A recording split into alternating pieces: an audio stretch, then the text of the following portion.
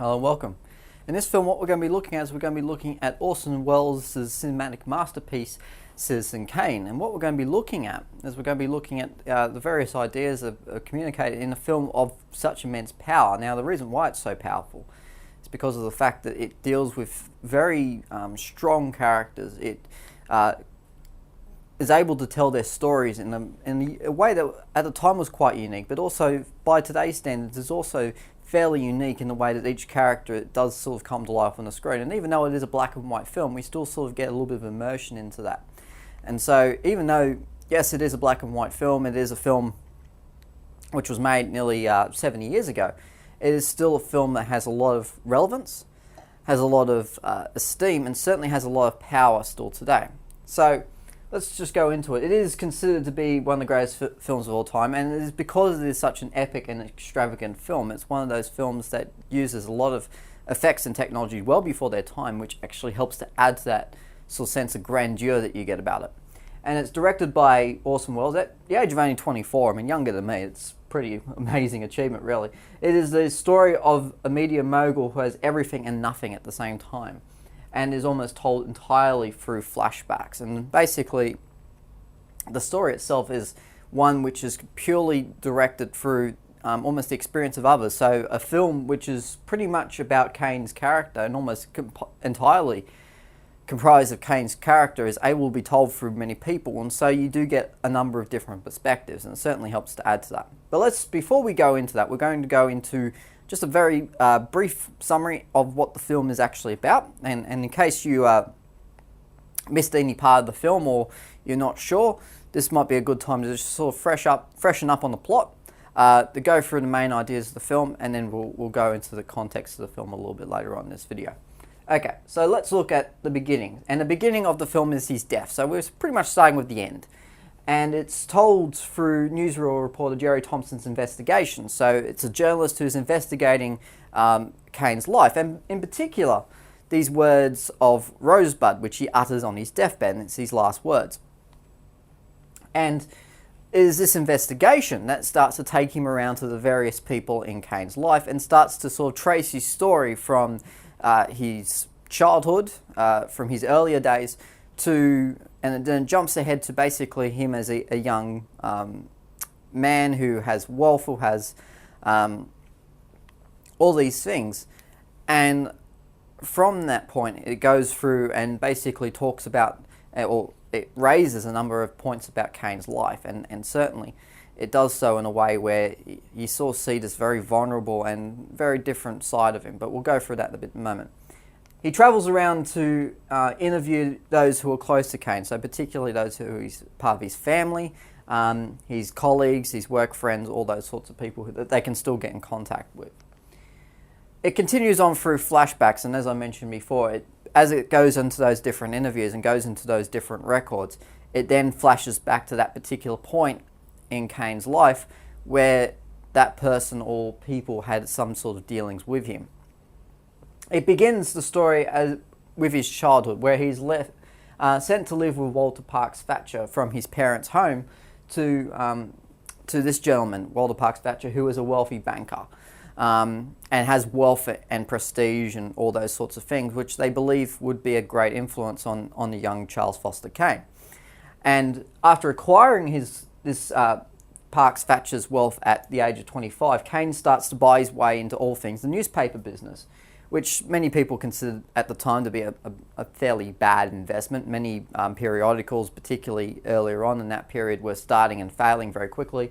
But he bought into the newspaper business and uses a different style of journalism in order to make this empire quite successful. He uses something called sensationalism, or yellow journalism, as it's called at the time, to grow its very small circulation. So he takes a very struggling newspaper, which he buys into, and then basically by making things up or by sensationalizing events, he is able to then boost his circulation by making it far more appealing and far more newsworthy to readers. From this point, his empire grows, and he eventually marries his first wife Emily, and fathers a son. And at that point as well, he also makes a run for the state governor's office. And this is a strange move because it's not so much to gain more power over his constituents, which he already has a lot with having a newspaper empire, which is basically allowed to print and pursue whatever he wants. However, he wants to be liked by people, and he sort of feels an emptiness in his life, which he thinks by going into politics, by getting power, by doing these things that people love about him, that he will be approved by the people in some sort of way. And we sort of get this through discussions and certainly through the interviews of those close to him. And certainly, at this point, he's already achieved everything in the newspaper business as well. He's already achieved success. He's already poached the best writers and the best journalists from other newspapers. He's essentially owns the town, and he owns the town's media empires. So to then have this move into politics was a further move in order to bolster, I guess, what he considered the correct and the right way of doing things. And certainly, when we see his political speech, he's very insistent on stamping out corruption and stamping out all these things which had been inherent and truthfully inherent in the governance of Jim Geddes, who's the incumbent governor, the one who's already governor who is seeking to be re-elected. And so at the beginning, Kane has absolutely zero chance. Geddes is quite popular, he's quite well regarded by the people, and then Kane, using his newspaper, starts to slander Geddes in his articles and starts to create he starts to dig up dirt on Geddes and finds different things about him, and so is able to grow his position to in such a way where he's able to become the front runner. But however, this is something he undermines because he starts having his marriage has become unhappy, and he starts to have an affair with a singer called by the name of Susan Lancaster. And Jim Geddes, after learning of this affair, starts to spread details of it, and this ultimately basically undermines his campaign and means that his chances of becoming governor sort of slip away very, very quickly. And so this basically, it stops him from running from governor, and he loses disastrously in the election, all those sorts of things. And so he then moves on. So he marries Susan, and then he goes on to his next project now. So he forces her onto the stage, and he makes her go into a musical production, which is absolutely horrible. She's not an opera singer. She's not cut out to be an opera singer. And of course, the scene that comes after that, when she first debuts on the stage, is of Kane's close friend, who is a theatre critic, writing or beginning to write a review of the play in which the opera, which he basically describes as being horrible. And so what he does, he falls asleep drunk on his typewriter, unable to sort of face the happy, or the basically the notion that he has to pretty much tear shreds of the boss's wife and his close friend's wife. He falls asleep drunk on the typewriter. Kane sacks him and then finishes writing a review calling the performance quite dreadful as well. So there's sort of a little bit of irony there that he sacks him and still writes the horrible review. And from this point, he starts to close himself off. He moves into this palatial mansion called Xanadu, where he becomes quite reclusive, and certainly he starts to close himself off from a lot of people, and after time he starts to close it. This very public person that Kane once was becomes a very private person. His wife, Susan, then leaves Kane as she's starting to get really tired of being reclusive and being a recluse, and at this point his health really does start to decline a bit. The film ends with Thompson unknowing what this last words of Rosebud meant, and cites it as pretty much just another enigma. He's a strange person, so what the hey, it obviously doesn't really mean anything. But in actual fact, it's only in this final scene in the film that we learn that the Rosebud was the name of a sled that he had as a child, and was something that he still had. And while it wasn't so much the sled that Kane was sort of wishing for in his deathbed, he was wishing for his childhood again. He was wishing for the only period of his life where he felt satisfaction and happiness. And despite having all this wealth and all these items which are still in boxes in his basement, he still has this sled which eventually does get burned by his staff, who upon his death, to start to distribute his possessions and start to burn whatever else is considered to be junk, and the sled's one of those things. And it's the only time, as I said, that he was truly happy. So this sled is basically the most meaningful item, and it's something that ties the film together, particularly from the beginning of the first flashback where we go back to his childhood to the conclusion where we find what this flashback actually meant and what this time of his life actually meant to Kane. And certainly it was quite important, and certainly he was quite reluctant to leave the first time when he was to live with Thatcher. So the sled is quite a neat device which ties the film together, and it's one of the things that makes it quite a powerful film as well. Okay, so let's look at the context of the film now and start to unravel what it is that's powerful about the film, and also about the time it was composed, and also the time it was shown for general release. Now, it was released in 1941, which was before, if you're thinking, well, that's World War II. Well, it's before America entered the war. America didn't enter the war until right at the end of 1941.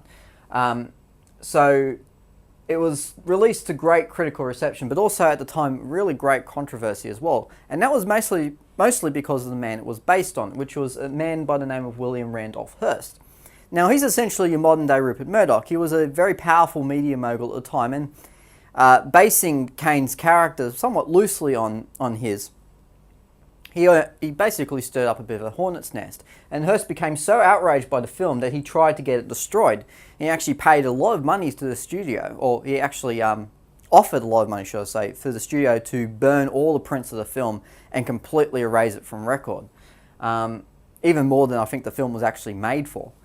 And he also banned any mention of this film in his newspapers. Now, in most circumstances, this would probably completely and utterly ruin a film's reputation, but the thing is that Kane was such a powerful film, and Orson Welles backed it so well that not only was it able to make money, and it only just broke even, but still made money, it was able to then continue on, and certainly the legacy of the film is something that continues on today.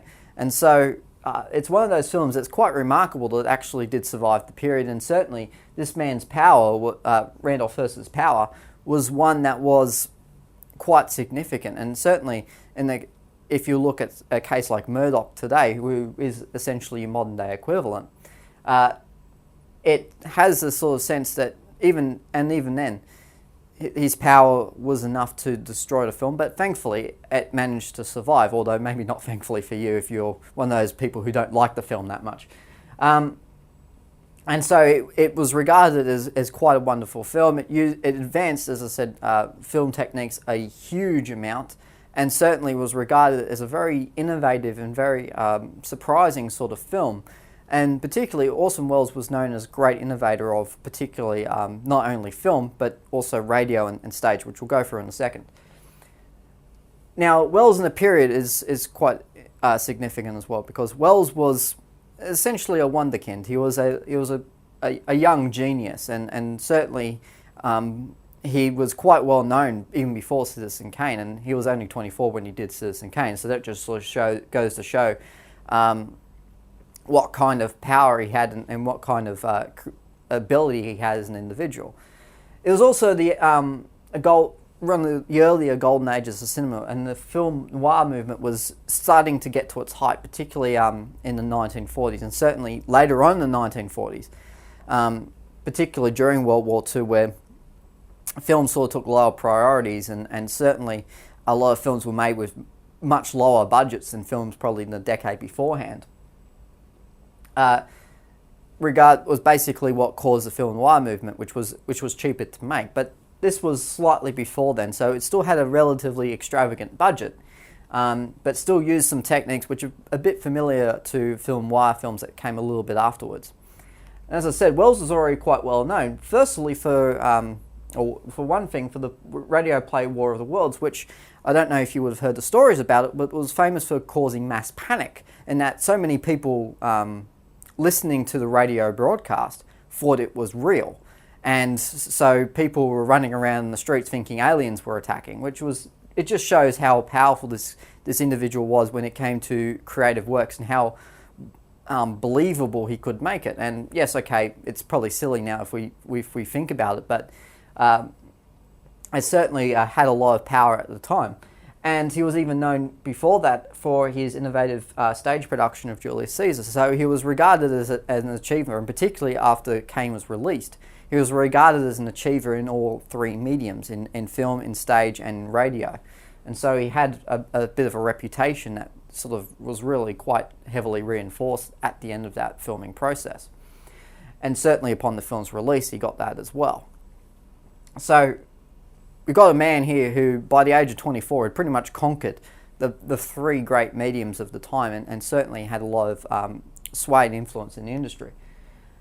Now, even though it is based quite loosely on Kane's character, based on Hearst Kane's character, it is mostly fiction, and certainly Welles in interviews after the film was made has said as much. But there are various different points of view which are based on a number of other people, including guys like Pulitzer, who of course a Pulitzer Prize is named after now, and other media players, other people who are important in the media industry. And even some of those things are sort of composites, and some are influenced by people in their own lives. And certainly in the case of Welles and the screenwriter of the film, I'm not going to try and pronounce his name because I'm going to get it wrong, but there are lots of different things which have come from a number of different sources. So to call this a film based entirely on Hearst's life is a bit simplistic way of looking at things. Certainly you'd be looking at more as a film about the world of journalism, and that's certainly what does come across, as particularly as a modern audience will look at it. But seeing as not many people would have actually heard of William Randolph Hearst now, and certainly if you're looking at it from a modern critical perspective, you'd be looking at it in terms of the film being something about journalism, and something that sort of continues on today. We do have a lot of sensationalist journalism now, and it's to the point where sensationalist journalism is accepted. It's almost expected that any news story is going to be beat up a little bit. It's not going to be made up, but it's going to be dramatized, and it's going to be sort of hyped up to the point where it becomes not just a story, it becomes its own movement. And certainly this is what is sort of raised and mentioned in the film at the time, and certainly one of the ideas that was quite criticized, I suppose, at the time, was that there was this journalism which was making things up, which was causing problems that weren't there. And certainly it started to make the newspaper more about the business of selling news rather than the integrity of news itself. And so as a film in a modern setting, in a modern context, it certainly still has its own power and its own regard when you look at it now. So that's basically it for the context of the film and also the summary of it. As I said, it's a film which is quite reflective of a number of different ideas and values, and certainly it's one of those films where you sort of have to give it a bit of a second look before you can really sort of focus on what is important about it and why it is such an influential and quite a powerful picture as well. And that's basically it for the context and summary. Until next time, see you later.